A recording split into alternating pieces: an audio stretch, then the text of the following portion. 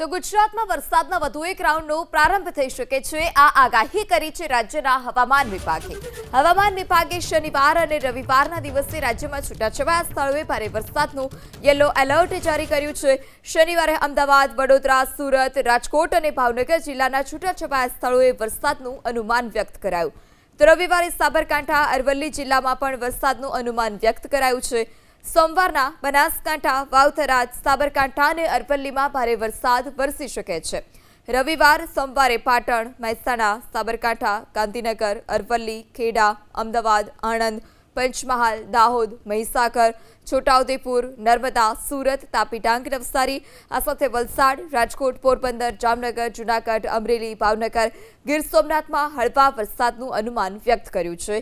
રાજ્યમાં અત્યાર સુધીમાં સિઝનનો 70% વરસાદ નોંધાયો છે. રવિવાર, સોમવારે પાટણ, મહેસાણા, સાબરકાંઠા, ગાંધીનગર, અરવલ્લી, ખેડા, અમદાવાદ, આણંદ, પંચમહાલ, દાહોદ, મહીસાગર, છોટાઉદેપુર, નર્મદા, સુરત, તાપી, ડાંગ, નવસારી, આ સાથે વલસાડ, રાજકોટ, પોરબંદર, જામનગર, જૂનાગઢ, અમરેલી, ભાવનગર, ગીર સોમનાથમાં હળવા વરસાદનું અનુમાન વ્યક્ત કર્યું છે.